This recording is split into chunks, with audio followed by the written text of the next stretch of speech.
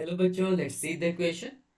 So the question is saying define Krebs cycle. Basically हमें define किसको करना है? Krebs cycle की.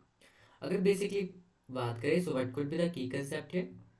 So the key concept here will be Krebs cycle. Krebs cycle.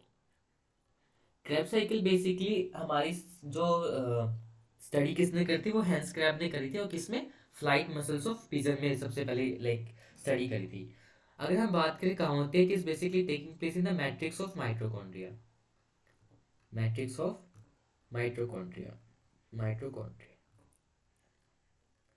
Basically होता क्या है, हमारी रेस्पिरेशन बहुत सारी प्रोसेस होती है ना. बेसिकली क्या, ग्लाइकोलिसिस होता है, ग्लाइकोलिसिस के बाद लिंक रिएक्शन. ग्लाइकोलिसिस में हमारे एक ग्लूकोज से दो पाइरुविक एसिड बनते हैं. फिर वो पाइरुविक एसिड जब लिंक रिएक्शन में जाते हैं तो क्या, उनसे बनता है हमारा एसिटाइल कोएंजाइम में. फिर वो क्या करते हैं, वो एसिटाइल कोएंजाइम में और ऑक्सैलिक एसिटिक एसिड पार्टिसिपेट करेंगे किसके अंदर, हमारे क्रेब्स साइकिल के अंदर पार्टिसिपेट करेंगे.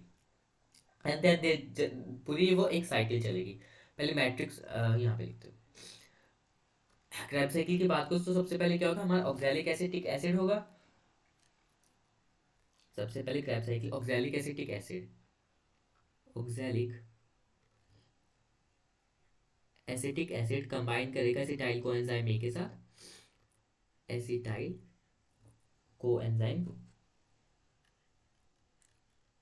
कोएंजाइम के साथ. फिर क्या होगा, उससे हमारा बनेगा सिट्रिक एसिड. क्या बनेगा? Citric acid. सिट्रिक एसिड हमारा से बनेगा alpha keto glutarate. Alpha keto glutarate. Alpha keto glutarate से हमारा बनेगा सक्सिनिक एसिड. Succinic acid. और सक्सिनिक एसिड से हमारा बनेगा मैलिक एसिड. Malic acid. और मैलिक एसिड से फिर क्या बन जाएगा हमारा, दोबारा से क्या होगा, सिंथेसिस होगी ऑक्सैलिक एसिड की.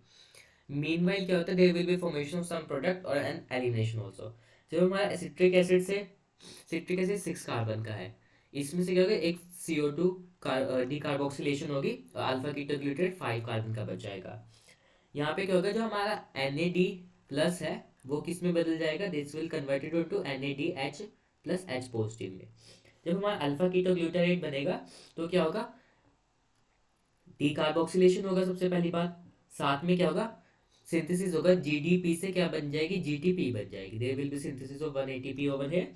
और क्या होगा, NAD प्लस हमारा चेंज हो जाएगा NADH प्लस H पॉजिटिव में चेंज हो जाएगा.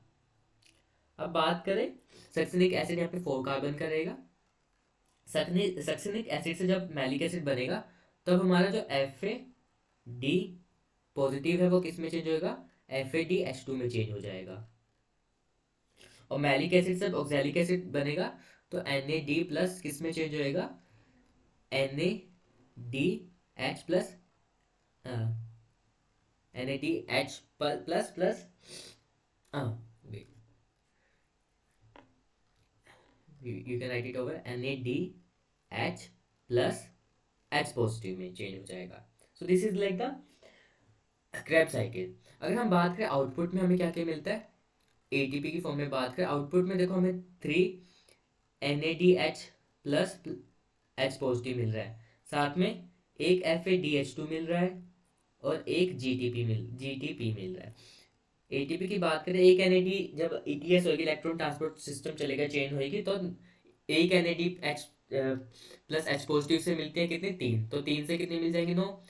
FADH2 से मिलते हैं 2 ATP और GTP से मिलेगी 1 ATP. तो कितनी होगी, 12 ATP हो जाएगी. सो एक सिंगल क्रेब्स साइकिल में कितनी ATP मिलती है हमें, 12 ATP.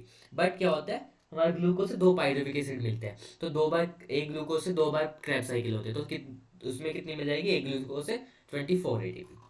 Hope you understood that. Best of luck.